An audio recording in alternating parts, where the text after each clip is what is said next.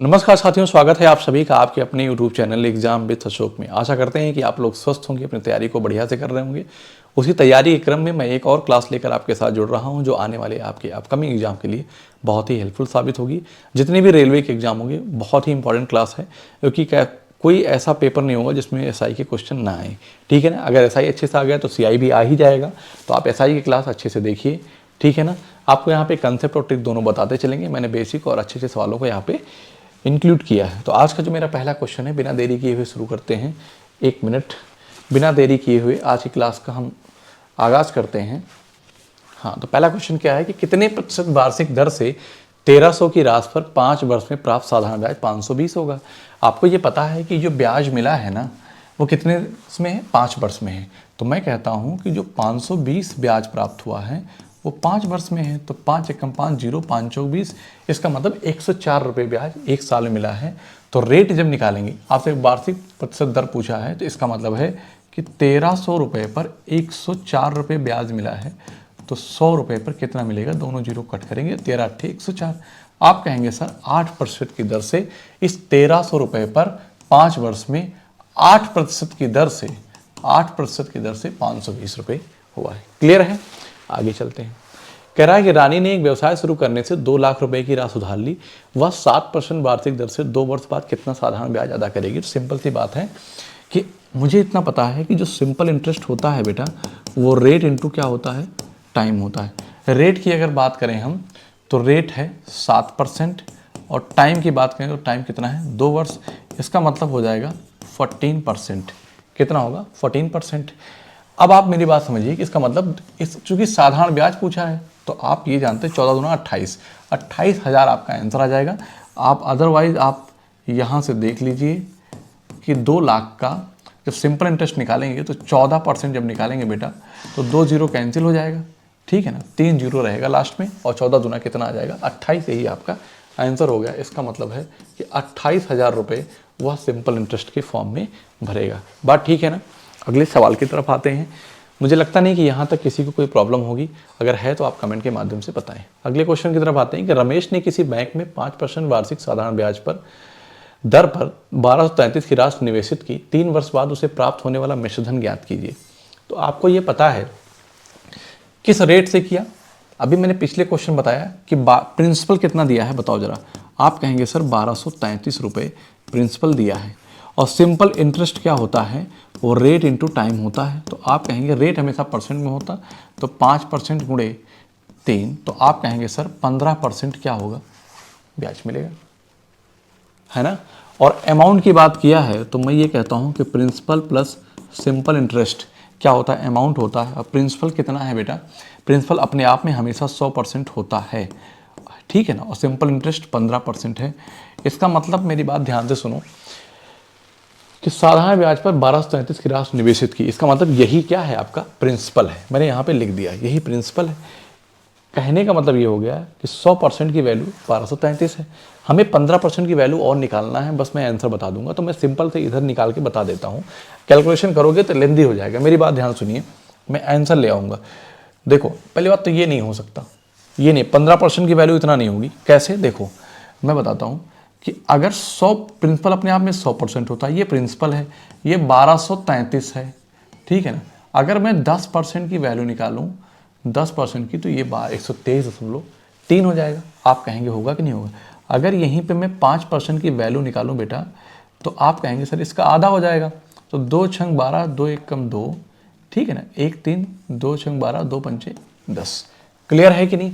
इसका मतलब ये हो गया कि 10 5 15। मेरी बात ध्यान सुनिएगा, ये सबसे बढ़िया तरीका है। ये 5 हो जाएगा, और 6 3 9, और 3 1 4, 6 2 8 1, 184.95, 184.95। इसका मतलब है इतना ब्याज हमें प्राप्त होगा। तो बस यहीं पे क्या करेंगे हम?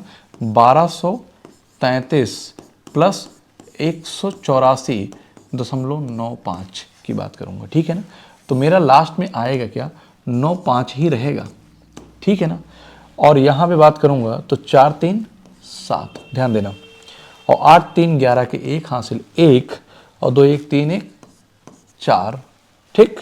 और ये कितना हो जाएगा? 1417, 1417 14.95 है, 16 आंसर है, यही हो जाएगा 1416 दशमलव, यही आंसर आएगा। ठीक है ना, निकट में यही आंसर है, तो आपका आंसर यही बनेगा। क्लियर है। अब आपके मन में आता है कि सर मैं ऐसा, चूंकि ये बात तो आप मन में भी कर सकते थे, अगर आप थोड़ी देर के लिए सोचिए कि अगर आप ये लिखते कि सर 100% की वैल्यू, मेरी बात ध्यान सुनो, 100% की वैल्यू, आपके मन में ये चल रहा होगा कि सर मैं 1233 लिख देता, ठीक है ना, तो मैं 115% की वैल्यू जब मैं निकालूं तो क्या होगा कि 1233 बटे 115 गुणे का 100। आप इसको कैलकुलेट करोगे बेटा तो 23 का मल्टीपल या तो पता हो आपको, क्योंकि आंसर वही आएगा जो 23 का मल्टीपल होगा। ठीक है ना, अरे भाई उल्टा लिख दिया मैंने यहाँ पे। 115% की वैल्यू जो होगी 100 गुणे 115, तो 23 पंजे 115 होता। मुझे इतना पता कि आंसर जो कुछ भी होगा 23 का मल्टीपल होगा। आप कट करके देखिए, 5 20 100, ठीक है ना, और 5 गुना 10, 5 नहीं 15। आप कट करिए इसको तो 616 दशमलव क्या आ जाएगा, 5 आ जाएगा। ठीक, नीचे 10 है अभी, तो इसको क्या लिखेंगे, 61.65 गुणे का 23 आप करेंगे ना, और जब 23 करेंगे तो गुणा करना कठिन हो गया, लेकिन ये आसान था कि नहीं था, आपके मन में ऐसा चल रहा होगा। तो बेटा ऐसी कोई बात नहीं है, जब साथ डाटा रहेगा वैसे ही करेंगे। ये बात तो अपने मन में भी कर सकते हो कि 10% की वैल्यू 123.3 हो गया, और 10% का आधा 61 दूना क्या हो जाए 122, 100.65 हो गया, खत्म सवाल हमारा। ठीक है ना, आगे आते हैं कि एक व्यक्ति ने एक बैंक से 14% वार्षिक साधारण ब्याज की दर से ऋण लिया। 5 वर्ष ब्याज बाद उसे ब्याज के रूप में 7,000 चुकाने पड़े।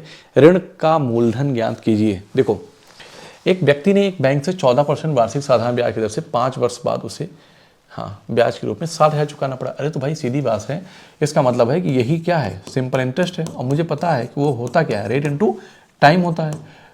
तो 14% रेट है, 14% और टाइम कितना है 5 है।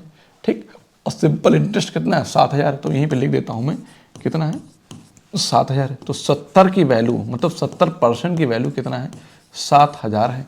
इस 7 से कट करूंगा तो 10% की वैल्यू कितना आ जाएगी 1,000 आ जाएगी, 1,000 आएगी। कोई भी प्रिंसिपल अपने आप में 100% होता है, एक जीरो बढ़ाऊंगा तो आंसर कितना आ जाएगा बेटा 10,000 आ जाएगा।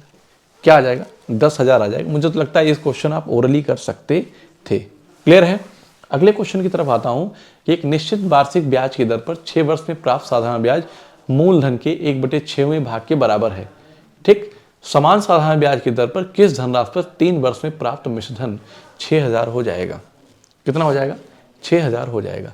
मेरी बात ध्यान सुनिएगा, इसका मतलब है कि किसी निश्चित वार्षिक ब्याज की दर पर 6 वर्ष में प्राप्त साधारण ब्याज, तो यहां पे प्रिंसिपल फिक्स है। क्या है, फिक्स है।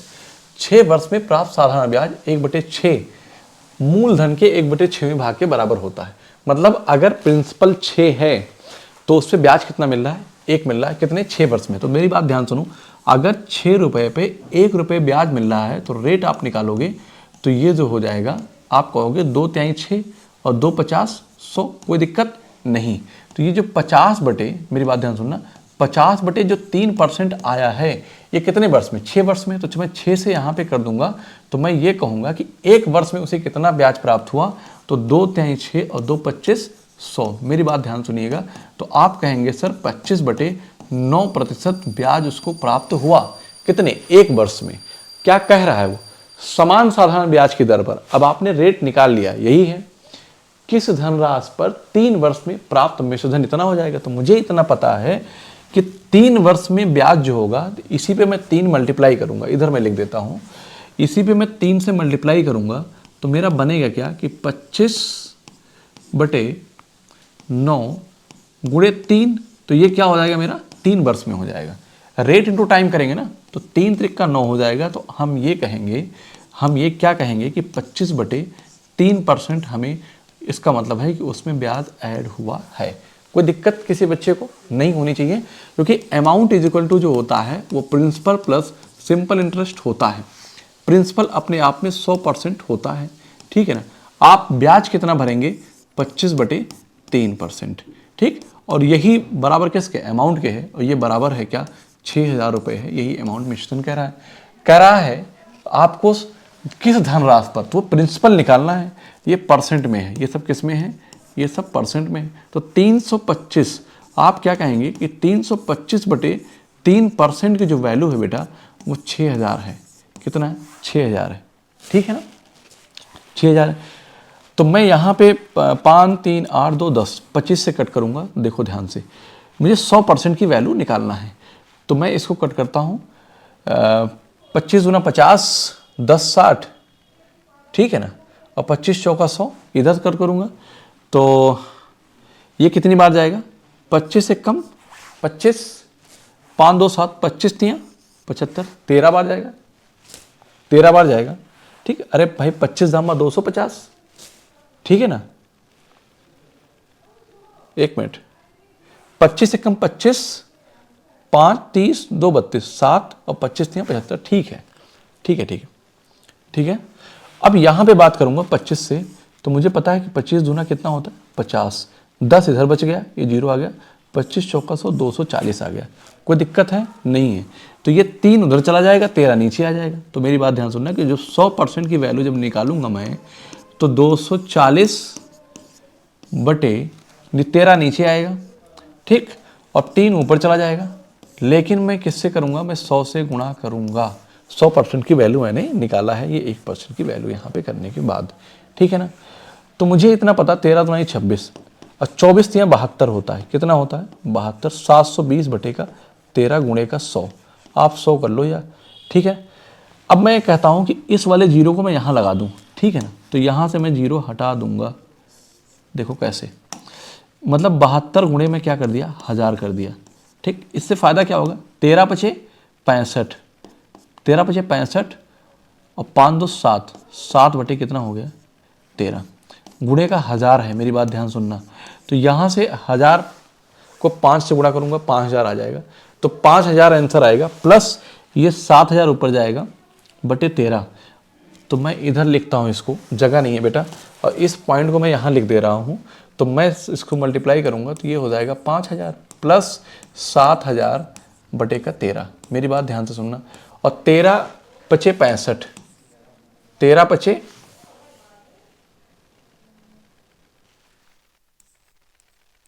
65, 570 और 13 तियाँ 39, 1 40 11 और 13 अट्ठे 104, 13 अट्ठे 104, तो 5538 तो समझ समथिंग आएगा। आपका एग्जैक्ट आंसर मैच कर गया, 5538.46। बताओ यहाँ तक किसी बच्चे को कोई दिक्कत है क्या? यहाँ जगह नहीं थी, मैंने इस बात को यहाँ पे लिख दिया, ये कैलकुलेशन है और कुछ था नहीं, एग्जैक्ट आंसर मिला है। क्लियर है? बताओ भाई, आगे चलें। करा, एक ट्रेडर ने एक व्यापारी से कुछ धन उधार लिया, जिसके एवज में 80,000 की राशि 8,000 की राशि 1 वर्ष में दे हैं। जैसे क्या है कि मैं एक ट्रेडर हूं और एक आप कोई व्यापारी हैं। एक ट्रेडर ने एक व्यापारी से, हालांकि ट्रेडर इंग्लिश शब्द है और व्यापारी हिंदी है, तो मीनिंग तो दोनों एक ही होता है, लेकिन चलो कोई बात नहीं। 8,000 की राशि 1 वर्ष में दे हैं। ट्रेडर 2 महीने बाद खाते का निपटान करना चाहता है, ठीक है। यदि ब्याज की दर 9% वार्षिक है तो उसे कितना भुगतान करना होगा? कितना भुगतान करना होगा? भाई सीधी सी बात है, मैं तो इतना जानता हूं कि उसने कहा कि ट्रेडर से कि एक ट्रेडर ने एक व्यापारी से कुछ धन उधार ले लिया, कोई बात नहीं, ग्रुप डी का सवाल है, जिसके एवज में 8,000 की राशि 1 वर्ष में दें। अब 1 वर्ष में ब्याज कितना भरेगा? वो 9% ब्याज भरेगा। इसका मतलब है कि अगर 1 वर्ष में देगा तो 109% की जो वैल्यू है ना, वो कितनी है? आप कहेंगे सर वो 8,000 रुपये है। कोई दिक्कत? 8,000 है, आप कहेंगे यस सर, ठीक। लेकिन 2 महीने बाद ही वो ब्याज मतलब कि गया कि मैं अब पैसा आपको वापस कर रहा हूँ, तो ठीक है। इसका मतलब 109% की वैल्यू ये है। तो मैं कहता हूँ कि अगर 12 महीने का, मेरी बात ध्यान दीजिए, 12 महीने का ब्याज 9% है, तो 2 महीने का कितना हो जाएगा? आप मुझे ये बताइए। तो आप कहेंगे कि 9/12 गुणे 2, कोई दिक्कत नहीं। तो 3 चौक 12 और 3 त्रिक्का 9, 2 दूना 4, 3/2 मतलब 1.5%, 1.5% आ जाएगा। तो आप यहाँ पे ये कहेंगे कि इसका मतलब है कि 109% की वैल्यू ये है, तो 1.5% की वैल्यू हमें निकालना होगा।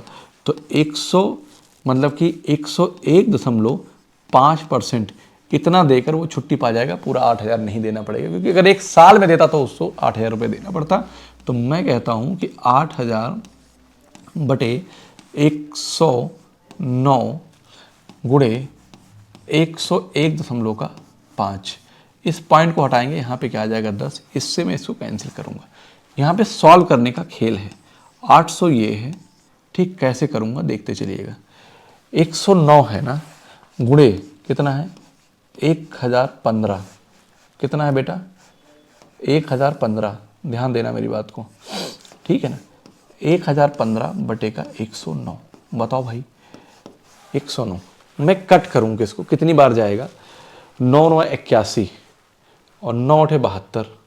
मुझे इतना पता है कि अगर मैं इसको, मेरी बात ध्यान सुनना, अप्रॉक्स में आंसर बन जाएगा।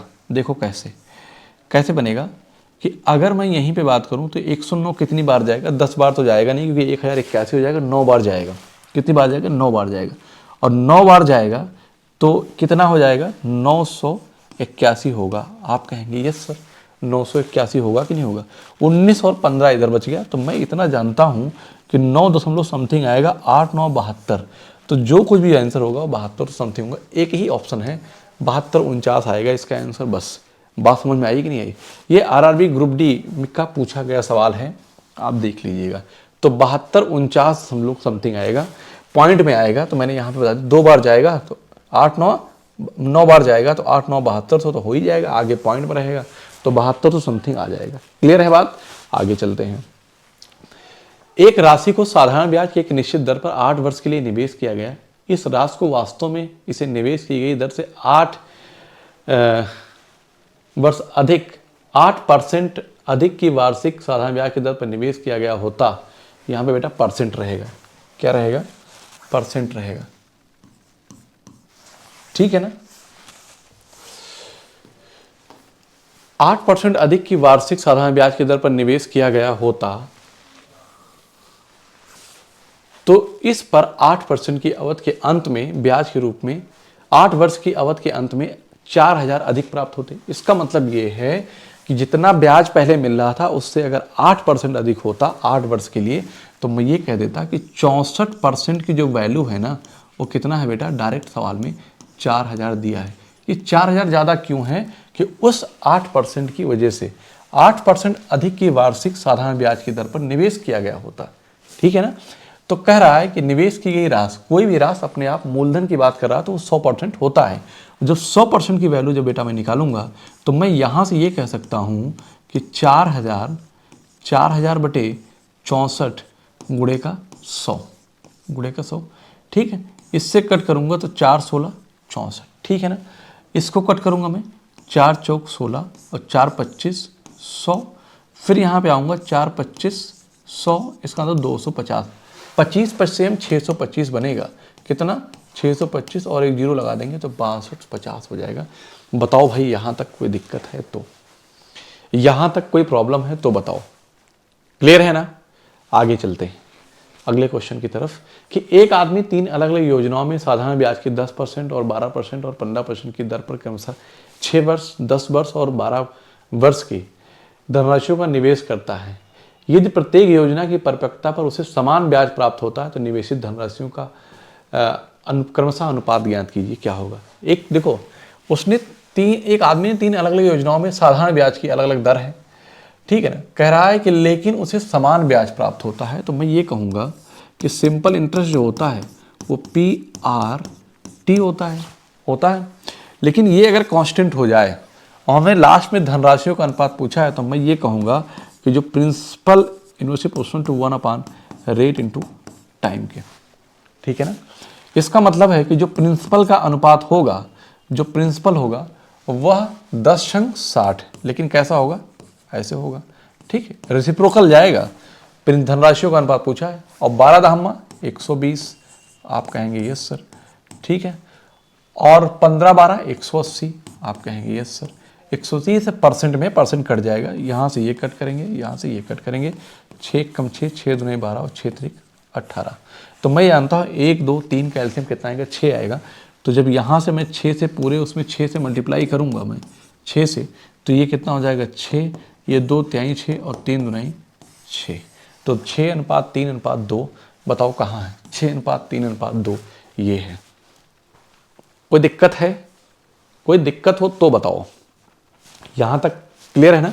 क्योंकि मैंने बताया कि principal inversely proportional to 1 rate into time के, तो जब रेट और टाइम पता है, क्योंकि सिंपल इंटरेस्ट क्या है, कांस्टेंट है तब।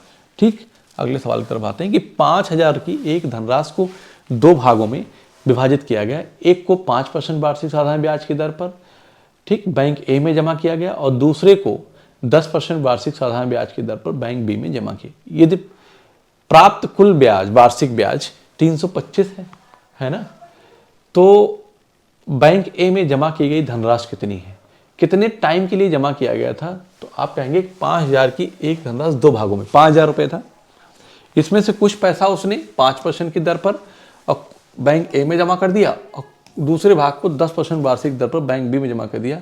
यदि प्राप्त कुल वार्षिक ब्याज 325 है, कितना है, 325, तो मैं ये कह सकता हूं कि 5,000 रुपये पर, 5,000 रुपये पर अगर 325 रुपये ब्याज प्राप्त हुआ है, तो ब्याज प्राप्त कितना हुआ है, तो 1 2 3 1 2 3 5 से कट करेंगे तो 5 6 30, 2 32 50 25 बटे 10 है नीचे, 5 दाम 50, तो हम कहेंगे कि 6.5% उसको ब्याज मिला है, जो कि 1 वर्ष में है ना। तो मैं यहाँ पे कह सकता हूँ कि जो बैंक ए है और बैंक बी है, बैंक ए में कितना जमा किया गया है, 5% की दर से, ठीक, और बैंक बी में 10% की दर से। अगर मैं एलिगेशन लगा दूं, दोनों को मिलाने पर 6.5% प्रॉफिट हुआ है, ठीक है ना, साढ़े प्रॉफिट नहीं, मतलब 6.5% पे गया है उसका, ठीक। तो यहाँ से क्या कहेंगे, ये हो जाएगा 1.5% का अंतर आएगा, और ये कितना हो जाएगा, 3.5 का हो जाएगा। परसेंट लेने की कोई जरूरत नहीं है, ये पॉइंट से पॉइंट हट जाएगा, और 5 सते 35 और 5 तय 15। इसका मतलब है कि बैंक ए में और बैंक बी में जो 5,000 का 7:3 के अनुपात में जमा किया गया है, इसका मतलब आंसर पूछा है कि यदि बैंक ए में जमा की गई धनराशि कितनी थी, तो बैंक ए में जो भी आंसर होगा 7 का मल्टीपल होगा, तो एक ही है ऑप्शन 3500। निकाल के दिखा देता हूँ, 7 3 10, तो 10 यूनिट की जो वैल्यू है ना बेटा, 10 यूनिट की जो वैल्यू है वो है कितना, तो आप कहेंगे सर 5,000 है। कितना है, 5,000 है। आपसे पूछा क्या है, 7 यूनिट की वैल्यू पूछा है, ठीक है ना, तो 7 यूनिट की जो वैल्यू आप निकालने लगेंगे तो 500 × 7, इसका मतलब कितना आ जाएगा, 3500। यही आंसर है। तो आगे करने की जरूरत नहीं थी, आप इसको सेकंडों में सवाल कर पाएंगे, मिनट में पहुंचेगा नहीं, लेकिन यहाँ से आप देख ले, मल्टीपल चेक कर लेते, आंसर एक ही था, आराम से हो जाता, ये करने की जरूरत ना पड़ती। क्लियर है बात, आगे आते हैं। इस क्वेश्चन की बात करें कि 12 वर्ष में किसी राशि पर प्राप्त साधारण ब्याज मूलधन के 3/5 के बराबर है। 12 वर्ष में किसी राशि पर प्राप्त साधारण ब्याज, इसका मतलब है कि जो, तो वार्षिक ब्याज की दर बताइए कितना होगा, तो 3/5, ये क्या है, ये प्रिंसिपल है, और ये क्या है, सिंपल इंटरेस्ट है, ठीक। अगर मैं ये कह दूं 100 से, तो 5 20 100 और 20 3 60, 60% ब्याज प्राप्त हुआ है, लेकिन कितने वर्ष में, 12 वर्ष में, तो एक वर्ष में कितना प्राप्त होगा, 5% पर ईयर की दर से ब्याज प्राप्त हुआ है। क्लियर है। अगले सवाल की तरफ आए कि यदि साधारण ब्याज की दर को 8% से बढ़ाकर 12.5% किया जाता है, ठीक है, तो एक व्यक्ति की ब्याज से होने वाली वार्षिक आय में 369 की वृद्धि हो जाती है। तो भाई सीधी सी बात है, इस 8 से 12.5 होने की वजह से ही इतनी वृद्धि हुई है। तो मैं यहाँ पे कहूँगा क्या, इस बात को समझिएगा, यहाँ पे जो है वो 8% से 12.5% होने में जो चेंज आया है वो 4.5% का चेंज आया है, और इस 4.5% चेंज होने की वजह से ही क्या हुआ है, 369 की वृद्धि हुई है। तो मैं यहाँ पे क्या कहूँगा कि जो 4.5% की वैल्यू है, जो 4.5% की वैल्यू है बेटा, वो 369 है। आप कहेंगे यस सर, ठीक। मैंने कहा कि इस पॉइंट को हटाएंगे तो यहाँ एक 0 बढ़ा देंगे। क्लियर है। तो 9 से कट करेंगे, 9 × 45, ठीक है, 9 चौक 36, 9 एकम 9, 410 हो जाएगा। मुझे पता है कि 5% की वैल्यू 410, मैं इधर 20 से मल्टीप्लाई करूँगा, तो मैं इधर भी 20 से मल्टीप्लाई करूँगा, तो 41 दूना कितना होता है, 82, 2 0 बढ़ा दूंगा तो 8200 आ जाएगा। यही हमारा आंसर होगा। बताओ कोई दिक्कत है? तो आप ये बात लिखने की जरूरत नहीं है, आप डायरेक्ट भी कर सकते थे। क्लियर है। आगे चलते हैं कि एक व्यक्ति ने 75,000 की धनराशि 7.5% वार्षिक साधारण ब्याज की दर से 6 वर्ष के लिए निवेश की। 6 वर्ष बाद उसे प्राप्त होने वाला मिश्रधन ज्ञात कीजिए।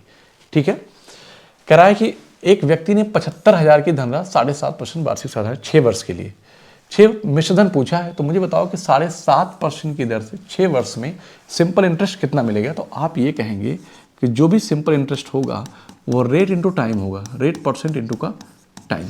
ठीक, तो 7.5 को आप 7.5% इंटू 6 करेंगे तो यहाँ पे निकल के आएगा 7×42, ठीक है, और 3 45। इसका मतलब है कि कोई भी चीज़ प्रिंसिपल अपने आप में कितना होता है, 100% होता है। तो प्रिंसिपल कितना दिया है, 75,000 दिया है, 75,000 रुपये। एक व्यक्ति ने 75,000 की धनराशि इतने साधारण ब्याज की दर 6 वर्ष के लिए निवेश किया, तो मिश्रधन पूछा है। इसका मतलब है कि आपसे 145% की वैल्यू पूछा है। तो आप निकालिए क्या कि 145% की वैल्यू, तो हम कहेंगे कि 100% की वैल्यू है कितनी है। तो आप कहेंगे सर 75,000 है, कोई दिक्कत नहीं है, नहीं है ना। इन दोनों जीरो को मैं यहाँ पे फिनिश कर दूंगा। ठीक, 145% की जब मैं वैल्यू निकालने लगूंगा तो मुझे इतना पता है कि 75,750 गुणे 145 में करूंगा ना। अब आंसर मैं पूरा सॉल्व ना करूं तो मुझे इतना पता है कि 25 3 75 आंसर जो होगा वो 3 का मल्टीपल होगा और 25 का मल्टीपल होगा। 25 का मल्टीपल होने के लिए तो 50 जीरो सब है, 3 का 25 3 75, 3 का भी होगा। तो 3 से चेक कर लो, 8 1 9 7 5 12, 5 4 9 ये भी है, 7 5 12 और 9 6 15, सारे नंबर 3 के मल्टीपल है और 25 के मल्टीपल है। तो मुझे गुणा ही करना पड़ेगा। तो मैं गुणा कर लेता हूँ, इसको गुणा कर लेता हूँ। तो आगे मैं क्या लिखूंगा, मेरी बात ध्यान सुनो। 140 प्लस 5 लिख देता हूँ, तो 750 है ना, तो इसको लिख देता हूँ 140 प्लस 5। इससे फ़ायदा क्या होगा कि 2 जीरो लगाएंगे और 14 5 70 के सुन, 14 से 98, 200 105 कितना हो जाएगा 105। और इधर आएंगे तो ये क्या बनेगा, 50 25 के 5 हासिल 2, 5 से 35 2 37। ठीक है, तो इसको जोड़ेंगे तो कितना आएगा, जीरो और ये जीरो से जीरो जुड़ गया और फिर जीरो और 5 कितना हो जाएगा 5, लास्ट में 50 आएगा और लास्ट में 50 एक ही ऑप्शन है। और वैसे भी 5 3 8 बन रहा है, यही बनेगा। तो क्या हो जाएगा 10 मतलब कि 1,08,750 रुपये होगा। बताओ, यही आपका अमाउंट बनेगा। कोई दिक्कत यहाँ तक किसी बच्चे को? आप कहेंगे नो सर। अगले क्वेश्चन की तरफ आए कि एक निश्चित साधारण ब्याज की दर पर 800 रुपये की राशि 3 वर्षों में 956 हो जाती है। यह दर को 4% बढ़ा दिया जाए तो निवेश में कितनी वृद्धि होगी, है ना। एक निश्चित साधारण ब्याज की दर पर 800 रुपये की राशि 3 वर्षों में 956 हो जाती है। तो आप मुझे बताइए कि 800 से 956 होने में इसका मतलब है कि 156 रुपये क्या हो गया, वृद्धि हो गई। और 156 वृद्धि हो गई 3 वर्ष में, तो 3 से डिवाइड करेंगे तो 3 5 15, 3 9 6, इसका मतलब एक वर्ष में ब्याज कितना मिलेगा 52%। लेकिन उसने कहा क्या है, ये तो ब्याज, ये दर को 4% बढ़ा दिया जाए, ठीक है ना, ये तो दर को 4% बढ़ा दिया जाए तो निवेश में कितनी वृद्धि होगी, है ना। तो सीधी सी बात है, अगर 4% बढ़ा देंगे तो मेरी बात ध्यान सुनो, तो चेंज कितना आएगा, 12% का चेंज आ जाएगा, टोटल 12% का चेंज आएगा और 12 96, यही 96 रुपये आ जाएगा आंसर, काम खत्म। ये करने की ज़रूरत नहीं थी। आपको समझ में ये बात नहीं आई कैसे? अरे भाई 800 रुपये था, ठीक है ना, ये बन क्या जा रहा है 956 बन जा रहा है। किस रेट से था नहीं पता, रेट निकाल भी दे तो मुझे इतना पता था कि अगर मान लो मैं रेट निकालूं तो 800 पे कितना है 52 मुझे मिला है। 3 5 15 और 3 2 6, तो यहाँ पे निकलेंगे तो यहाँ पे 2 जीरो कट जाएगा और 4 2 8 और 4 13 52, तो 6.5% है। आप कहेंगे यस सर। कह रहा 4% बढ़ा दो तो 10.5%, 10.5% कर दो, फिर निकालोगे तो इसमें घटाओगे, डिफरेंस निकाल के बताओगे। तो इतना करने की जरूरत नहीं है, 4% चेंज आएगा, उससे कितनी वृद्धि होगी, तो 4% 3 वर्षों में 12 हो जाएगा। तो इसका मतलब है कि 800 का आप 12% निकाल दो, यहीं पे सीधा इसका मतलब उसमें चेंज जो आएगा वो 96 रुपये का आएगा। इसका मतलब ये ओरल सवाल था, कुछ भी करने की जरूरत नहीं थी, ये भी करने की जरूरत नहीं थी। बताओ भाई, क्लियर है? नेक्स्ट क्वेश्चन की तरफ आते हैं कि यदि एक निश्चित राशि पर 5.5 वार्षिक दर से 18 माह में प्राप्त साधारण ब्याज उसी राशि पर 6% वार्षिक दर से, देखो दोनों क्या है वार्षिक दर से, 14 माह में प्राप्त साधारण ब्याज 62.50 अधिक है, ठीक है, राशि ज्ञात कीजिए। इसका मतलब है कि दोनों में अंतर है। तो मैं कहता हूं कि 5.5% है ना, इसको 18/12 कर दिया, इसका मतलब है कि ये एनुअल ए भी था, ये भी हो गया। ठीक, तो मैं कहूँगा कि 6 दूना 12 और 6 त्रिक 18, कोई दिक्कत नहीं है। अगर मैं कट करना चाहूँ तो करूँगा, नहीं तो नहीं करूँगा। यहाँ पे भी ये वाला कितना है देख लूँगा, यहाँ से मुझे आइडिया मिल जाएगा। चलो ठीक है, इसको भी कर देता हूँ। 2 दूना 4, ठीक, तो दशमलव लगाया, 2 सते 14, 2 पंचे 10, तो कितना हो जाएगा, 3 पंचे 15 के 5 हासिल 1 और 3 सते 21 1 22 के 2, 3 में 6 2 8, 8.25% पड़ेगा इतना। और 14 माह का 6%, आप यहाँ से भी निकाल सकते हैं कि 12 महीने का 6% है ना। तो इसको 6 से डिवाइड करेंगे, 6 से, तो इधर 2 महीना आ जाएगा, ठीक है ना। तो 1% हो जाएगा, इसका मतलब 14 माह का 7% होगा। और इनका डिफरेंस लेंगे बेटा तो कितना आ जाएगा, तो आप कहेंगे कि 1.25 का डिफरेंस आएगा। और इसी 1.25 डिफरेंस की वजह से ही इसमें 62.65 का चेंज आया है, 62.50 का चेंज आया है। पूछा है राशि ज्ञात कीजिए। कोई भी राशि अपने आप में कितनी होती है, 100% होती है। पॉइंट के बाद 2 डिजिट यहाँ है और 2 डिजिट यहाँ है। 125 पंजे कितना होता है, 625 होता है, इसका मतलब 60 हो जाएगा। तो मैं यहाँ पे ये कह सकता हूँ कि 1% की जो वैल्यू है बेटा वो 60 है, ठीक है ना। मुझे 100% वैल्यू निकालना है, क्योंकि कोई भी प्रिंसिपल अपने आप में 100% होता है।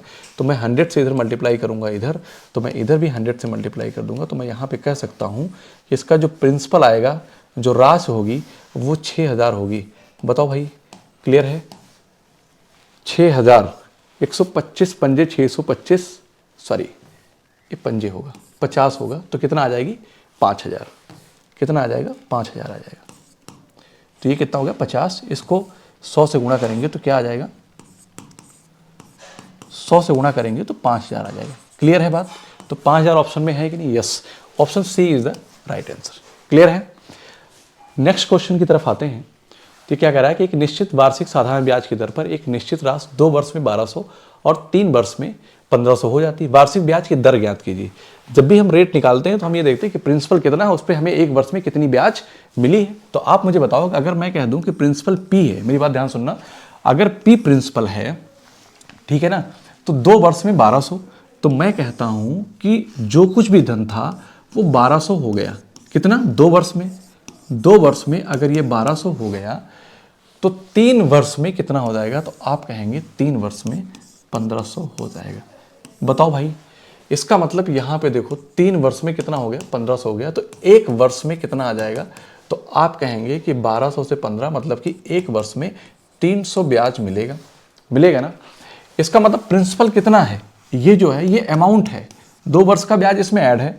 तो यहाँ पे मैं बात करूंगा कि 2 वर्ष में कितना ब्याज होगा, 600 आ जाएगा। तो इस 1200 से 600 घटाऊंगा तो इसका मतलब प्रिंसिपल कितना है बेटा, 600 है। और 600 में 300 आपको ब्याज मिल गया, तो 50% आपका आंसर आ गया। अरे भाई 600 रुपये था, किसी प्रिंसिपल पर 1 वर्ष में प्राप्त धन ही उससे 100 से मल्टीप्लाई कर दो तो क्या कहलाता है, ब्याज मिल जाता है। ये दोनों जीरो कट किया, 6 पंचे 30, तो आप कहेंगे सर 50% आएगा। बताओ भाई, यहाँ तक कोई दिक्कत हो तो, यहाँ तक किसी बच्चे को कोई दिक्कत हो तो बताओ। क्लियर है ना। तो आज के लिए इतना ही रखते हैं, मिलते हैं आपसे अगली क्लास में। आई होप कि आपको अच्छा लगा होगा और समझ में भी आया होगा, और अगर अच्छा लगा है तो अपने दोस्तों में, साथियों में शेयर करें। मिलते हैं आपसे अगली क्लास में, तब तक के लिए जय हिंद।